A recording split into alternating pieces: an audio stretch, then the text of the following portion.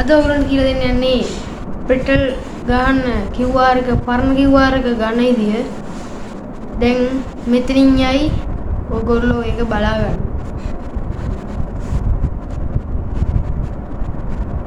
මේ විදිහටම හරියටම කරගන්න මෙතන. මේ විදිහටම හරියටම මේ විදිහට කරගන්න අනිවාර්යෙන්.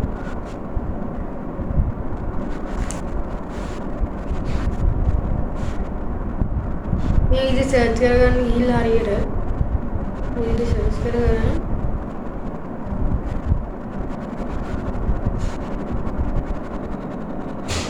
මේ විදිහට ගිහිල්ලා ඒ විදිහටම අනිවාර්යෙන් ඒ විදිහටම කරගන්න.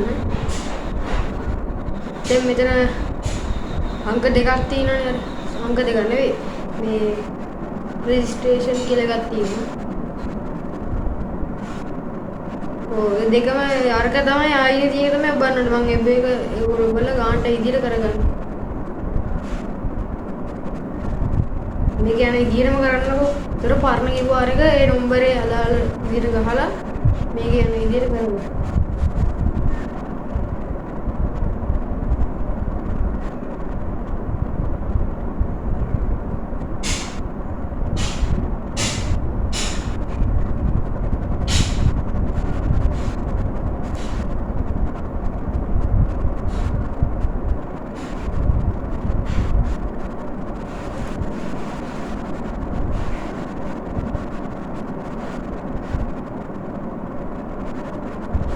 දැන් මේ විදිහට කරගෙන පස්සේ ඔයගොල්ලන්ට OTP එක එයි.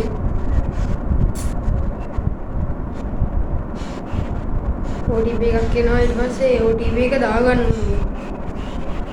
එතනට සර්ච් කරලා දාගන්න. ඊට පස්සේ එනවා මොකද QR.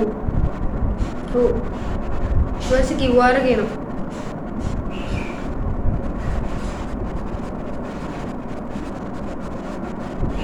ඔව් මේ ආවේ QR දැක්කද?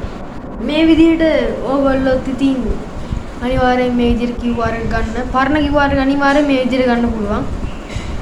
එහෙනම් තවත් දවසක තව මෙතන පොඩයි. පොඩ අමතකුණා.